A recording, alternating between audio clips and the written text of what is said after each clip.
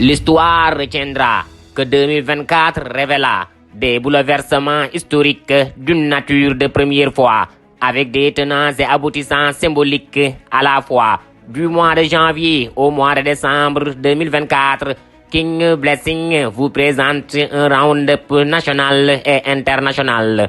Déjà avec la 34e édition de la Coupe d'Afrique du mois de janvier en Côte d'Ivoire.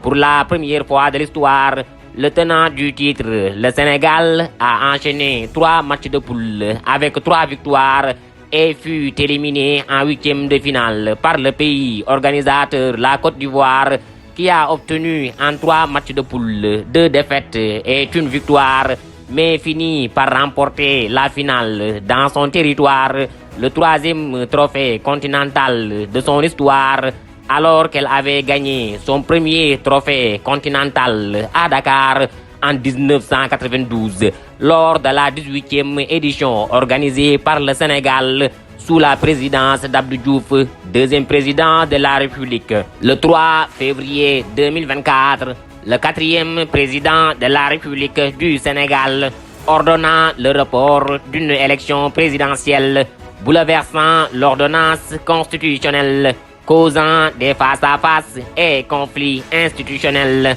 N'empêche, la mafiocratie de 64 ans sera jetée à la poubelle. Encore un moment de gloire, pour ne pas dire encore une première fois dans l'histoire, le 24 mars 2024, un homme qui n'a jamais été président d'un parti politique, n'a jamais occupé un poste de directeur général, n'a jamais entendu monsieur le maire ou l'honorable député, fut élu président de la République dès le premier tour, dans une compétition plus ou moins démocratique où ont candidaté 5 anciens ministres, 3 anciens premiers ministres, 3 députés, 2 directeurs généraux, 1 directeur de service, 1 président fondateur, 1 président d'un conseil d'administration. Et 24 heures après son élection, le 25 mars 2024, le nouveau élu célébrait, au-delà de sa victoire, son anniversaire. Lui qui est né le 25 mars 1980 à Ndiaganiao, un village sérère situé dans le département de Mbour, dans la région de Thiès, ouest du Sénégal. Ce fut la première fois qu'un ancien secrétaire général d'un syndicat et secrétaire général d'un parti politique croupi en prison pendant 11 mois et gagnant la 12e élection présidentielle de l'histoire de son pays. Un peuple, un but, une fois. Il était une fois un jeune homme qui fut emprisonné en avril 2023, prêtait serment en avril 2024 et devenait officiellement le chef suprême des armées, 5e président de la République, premier président polygame du Sénégal et père de la nation. Chers frères africains, nous sommes le Sénégal, un peuple spécial, pacifique mais révolutionnaire, dynamique à chaque fois que c'est nécessaire. La démocratie peut être importée, mais quand elle épouse la sociologie, elle peut être exportée. Que dirais-je du mois de mai 2024? Permettez-moi d'abord de rappeler un propos chanté par l'homme de l'éternel 11 mai, Bob Marley disait, dans le 8e titre intitulé Cornerstone de l'album Soul Rebel, l'âme d'un rebelle, enregistré en 1970. The stone that the builder refuse will always be the head cornerstone. La pierre que le maçon refuse d'utiliser sera toujours la pierre angulaire. Cause the things people refuse are the things they should use. Les choses que les gens refusent d'utiliser seront des choses qu'ils seront obligés d'utiliser. Le mois de mai 2024 a été marqué par des événements historiques à la fois mafiocratiques, bouleversant la géopolitique au Moyen-Orient et en Afrique. Le 6 mai 2024, Mohamed Idriss Déby fut élu président du Tchad. Auparavant, il occupait la fonction du président de la transition après la mort de son père Idriss Déby Itno en avril 2021. Mais ce qui est étrange et historique est que la durée de la transition a été allongée, l'autorisant à se présenter à une élection, ce qui est en inadéquation à l'encontre des dispositions de l'Union africaine. Et pendant ce temps, dans la sous-région ouest africaine, le tout nouveau élu président du Sénégal est activé par ses pairs de la CEDEAO pour ramener le Mali, le Niger, le Burkina Faso à la table de négociation. 3 points de suspension, s'il vous plaît. La géopolitique au Moyen-Orient connaît un regain de tension. Ebrahim Raisi, président de la République islamique d'Iran, est déclaré mort dans un accident d'hélicoptère le 19 mai 2024 et 2 mois plus tard, lors de l'investiture du président qui l'a succédé, un ex-premier ministre de la Palestine, Ismaël Haniyeh, chef du bureau politique du Hamas, fut assassiné. Et parallèlement, le premier ministre de l'Israël, Benjamin Netanyahu, s'entête sur ses serments à éliminer tout leader émergent du Moyen-Orient qu'il qualifie de terroriste. Le Liban et la Palestine ne savent plus où se donner de la tête.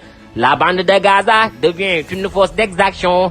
Israël n'a pas de problème tant que l'Amérique reste une solution, alors que l'Amérique n'a pas de résolution en Europe ni en Ukraine, tant que la Russie de Vladimir Poutine reste une équation. La France, hypocrite de sa politique étrangère à 1000 inconnus, locomotive diplomatique de l'Union européenne, fait face à un théorème plus connu que Pythagore en Afrique.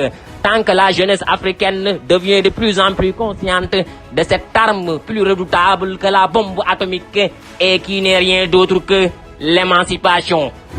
Entre parenthèses, King Blessing a repris les chroniques revues de Deug le 26 mai 2024.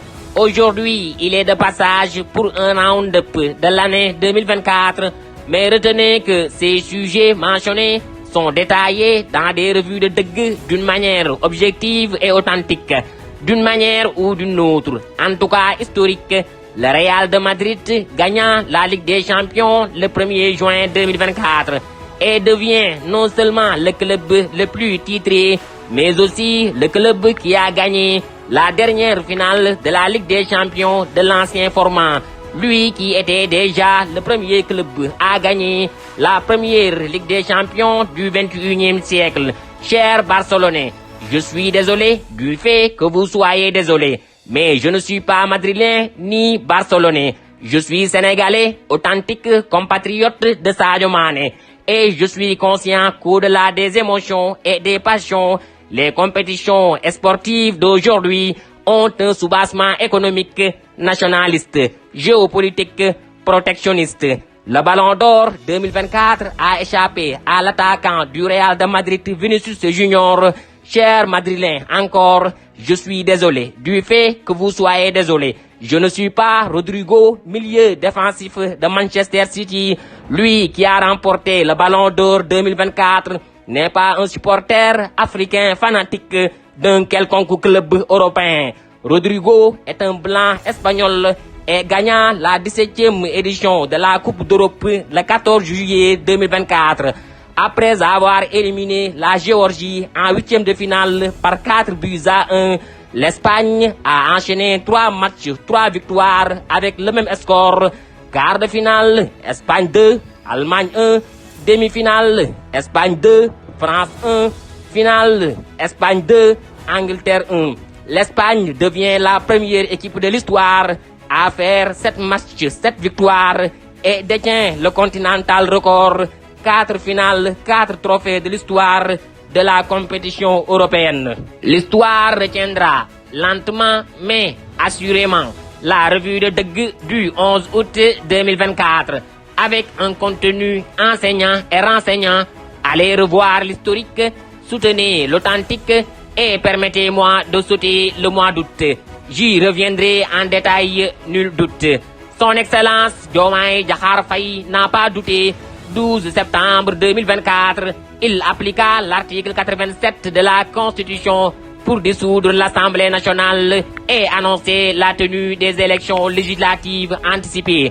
Pour comprendre davantage l'historique, les tenants et aboutissants, allez voir la revue de Deug du 15 septembre 2024.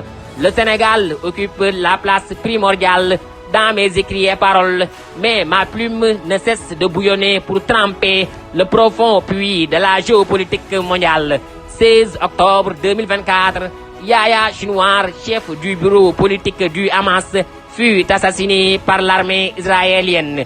Les guerres se succèdent, mais l'âme d'un soldat reste éternelle, disait Tupac. Le Sénégal continue de soutenir la cause palestine pendant que la communauté internationale refuse de signer les actes. Et d'ailleurs, son Excellence Diomaye Diakhar Faye a honoré la position historique du Sénégal dans son premier discours historique à la 79e session de l'Assemblée générale des Nations unies à New York aux États-Unis.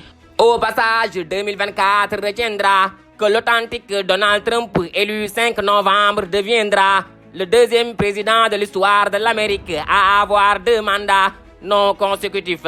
Je reviendrai dans les détails puisque je décortiquerai dans les moindres détails la déclaration de politique générale du 16e Premier ministre du Sénégal qui s'est finalement tenue le 27 décembre et de l'adresse à la nation de son Excellence du 31 décembre. Focus ou cap sur 2050, 25 ans avant, je vous souhaite happy blessing year. Blessing.